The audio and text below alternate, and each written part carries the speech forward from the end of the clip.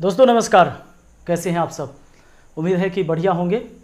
और सच में बिहार बदलने का समय है, क्योंकि आज हम सब मिलकर ये जितने भी युवाएं हैं, और निश्चित है कि आप युवा हैं तो सच में चाहते हैं कि कुछ नया हो, नया तरीका हो।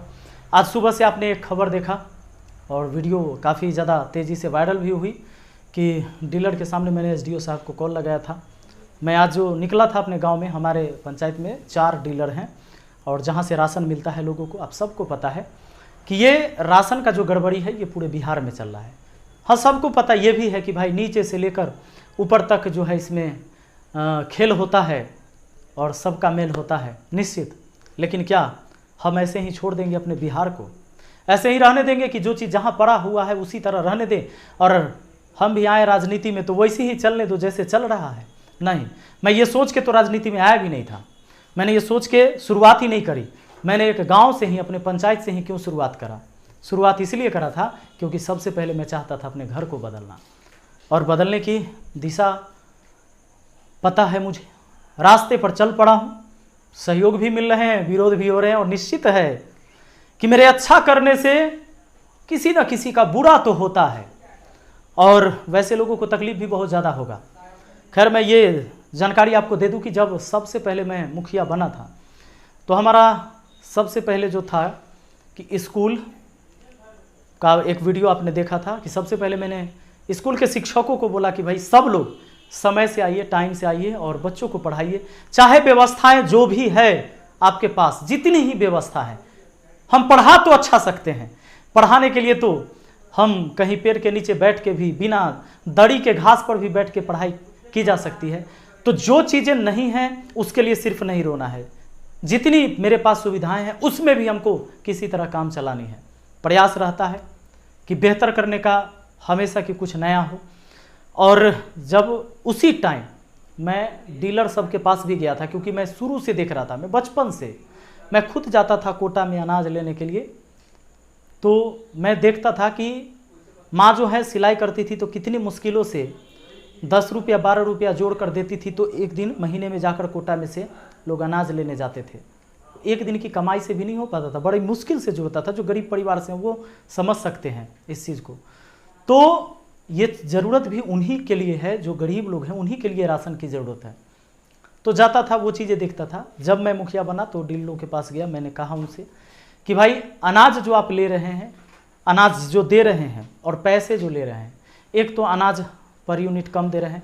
कोरोना के टाइम से 10 किलो अनाज मिलता था हर यूनिट पर, और उसको 9 किलो देते हैं लोग, और उसमें भी पैसा बढ़ा कर लेते। उस समय 11 रुपया था पर यूनिट देना, तो 13 रुपया लेते थे।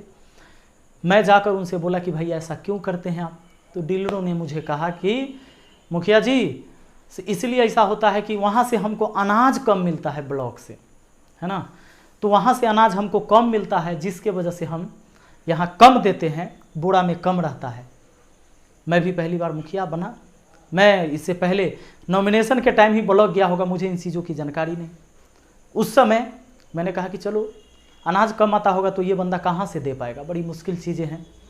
मैंने फिर पूछा उनसे कि तो पैसा ज़्यादा क्यों लेते हैं, ये कहाँ गड़बड़ चला जाता है?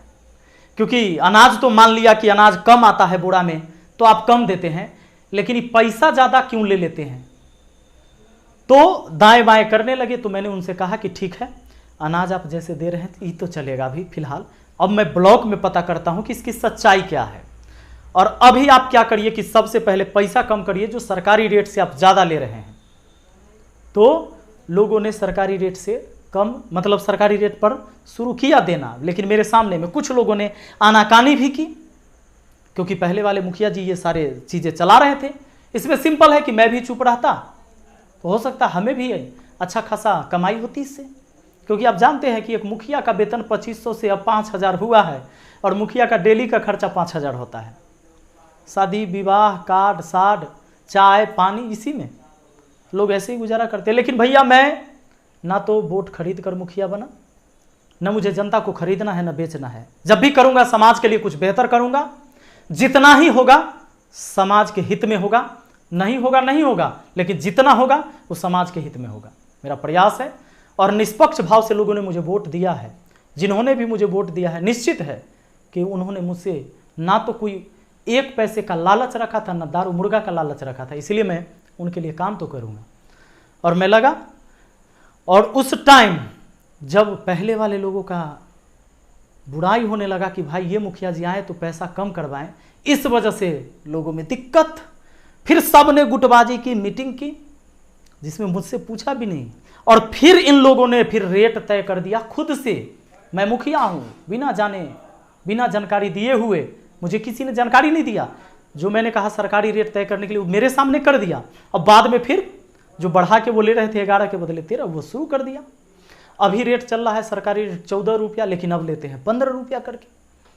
तो मुझे ये चीज़ें बर्दाश्त नहीं हो रही थी, मैं देख रहा था, कई शिकायतें मुझे मिली। मैंने सोचा कि चलो आज चलते हैं, पूछते हैं कि क्या हाल चाल है भैया, ऐसा क्यों करते हैं। आज मैं सुबह निकला, अपने सारे वार्ड सदस्यों को बुलाया। वार्ड सदस्य, चूँकि हर वार्ड के लोग जाते हैं अनाज लेने, तो उनको भी मुझे शामिल करना था। मैंने वार्ड सदस्य जितने भी हमारे साथी हैं सबको बुलाया मैंने, और पहुँचे हम। जब पहुँचते हैं तो डीलर लोगों से जब मैंने पूछा कि भाई कितना का बिल काटते हैं, तो 70, लेते कितना है, तो 75। अनाज इनको कितना मिलना चाहिए, 50 केजी, जैसे अगर मान लीजिए 5 आदमी है तो दिए कितना, तो 45 केजी, 5 केजी कम कर दिया। और लगभग गांव में जनसंख्या होती है परिवार में, अगर हर परिवार से औसतन, किसी में 7 आदमी, किसी में 8 आदमी, किसी का 10 आदमी, किसी का 5 आदमी, किसी का 2 आदमी, औसतन 5 आदमी भी मान लिया जाए, 1600 परिवार है, अगर 5-5 केजी कम करके देते हैं आप, तो 8000 किलो अनाज का घपला होता है। और इससे कमीशन मिलते हैं मुखिया जी को, अगर चाहिए तो इन सब चीज़ों को चलाने के लिए ऊपर तक भी जाता होगा, हो सकता है, ये जांच का विषय है। लेकिन जब मैंने उनसे पूछा तो उन्होंने कहा कि हमको अनाज कम मिलता है इसीलिए कम देते हैं। हम तो आपने शिकायत किया किसी से आपको अनाज कम मिलता है? ना, शिकायत तो नहीं करेंगे हम, तो लिखित दीजिए कि आपको अनाज कम मिलता है इसीलिए हम कम देते हैं। तो हम लिखेंगे भी नहीं कि हमको अनाज कम मिलता है, लिख के भी नहीं देंगे, और अनाज भी पूरा नहीं देंगे जनता को। ये इनका लॉजिक था। मैं मुखिया हूं, मेरे सामने अगर ये कहते कि चलिए मुखिया जी आप आ गए हैं तो हम सुधार देते हैं, लोगों को हम पूरा पूरा अनाज देंगे और पैसा हम उतना ही लेंगे जो सरकार ने तय किया है। मैं भी इंसान हूं, थोड़ा सा मुझ में भी रहम है, और मैं कहता कि भाई गलती मानते हैं तो चलो आगे से ठीक करके सबको दो, है ना, किसी के पेट पर लात मारने की कोई जरूरत। लेकिन आपने देखा होगा वीडियो में डीलरों ने मेरे साथ कैसा बिहेव किया। मैं मुखिया हूं, पंचायत का प्रधान हूं मैं, और मेरे सामने नहीं हम रिजाइन दे देंगे लेकिन अनाज पूरा नहीं देंगे ना। तब मैंने एसडीओ साहब को कॉल लगा दिया। एसडीओ साहब ने कहा कि ठीक है सर, कार्रवाई होगी और लिखित दीजिए मुझे। मैंने लिखित उनको दे दिया, और वहाँ से एमओ साहब का भी कॉल आया। उन्होंने कहा कि मैं इन सब का लाइसेंस रद्द करता हूँ, जो लोग ऐसे बोले हैं और जो ऐसे करते हैं, और मुझे उम्मीद है कि ऐसा होगा। और एमओ साहब भी आए और सर्वेक्षण करके गए हैं। अब देखना है आगे की क्या प्रक्रिया होती है। और दोस्तों, इस मतलब दिन भर का जो कार्यक्रम के बाद जो सामने आया नतीजा वो देखिए।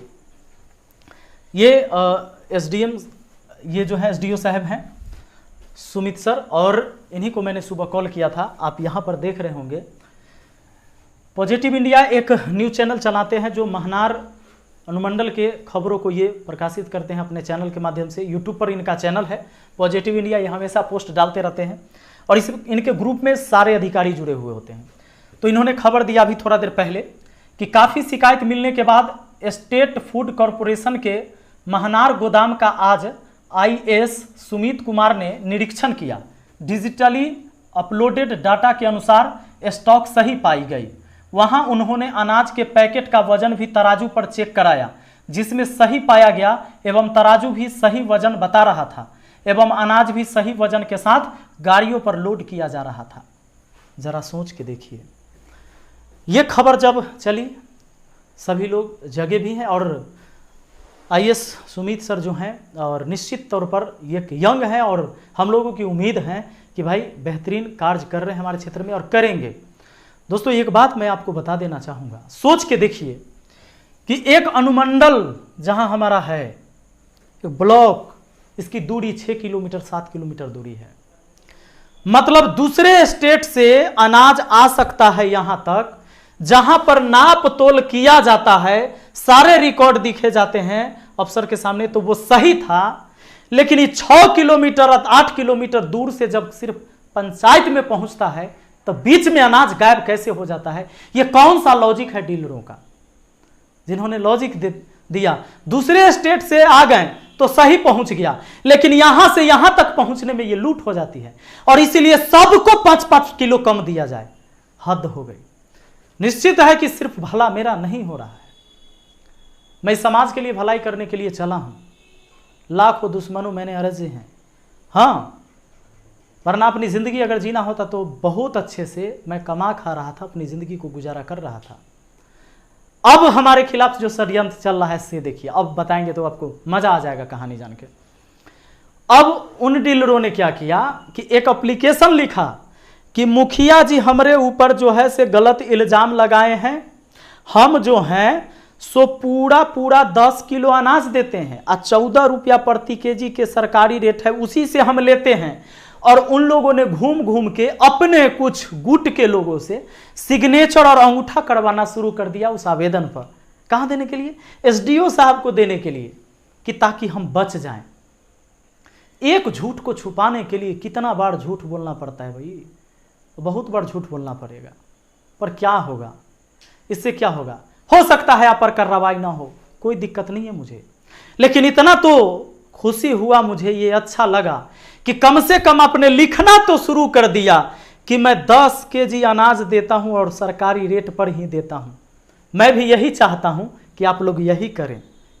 जो सरकार ने रेट तय किया है, जो अनाज गरीब को मिलना चाहिए उनको उतना दीजिए।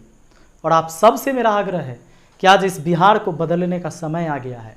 आप सब अपने जगह हर जगह अपनी आवाज़ को बुलंद कर सकते हैं, और ज़रूरी नहीं कि सिर्फ मैं यहाँ करूँगा तभी बदलेगा, ये हर जगह से बदलेगा और ये शुरुआत है और निश्चित बदलेगा। और मुझे पूरा भरोसा है जैसे आप लोगों का सहयोग मिलता है ये बदलाव आएगा। और भाई मीडिया कर्मी, ये बहुत बड़ी चीज़ें हैं। अगर आपको सच में न्यूज़ बनाना है ना, अगर आपको थोड़ा सा भी इस पर निगाह जाता है, नज़र जाता है, तो जाइए और बिल्कुल अपने डीलरों से और उनसे पूछिए कि भाई आप अनाज कम क्यों देते हैं, गरीब को उनका अनाज क्यों नहीं देते हैं। निश्चित है कि हमारे आपके जैसे जो लोग हैं तो शायद अब मान लीजिए कि बहुत पैसा कमाते होंगे तो वो अनाज नहीं खाइएगा, लेकिन बहुत सारे गरीबों के लिए ना उसकी भी लाले पड़ते हैं। तो वैसे लोगों का हक नहीं छीनना चाहिए। और आप सबसे मेरा अनुरोध है, इस वीडियो को ज़रूर शेयर करिए और इसी तरह का अगर आप मेरा समर्थन देना चाहते हैं इस चैनल को सब्सक्राइब करिए, शेयर करिएगा इस वीडियो को। मिलते हैं फिर अगली वीडियो में। धन्यवाद।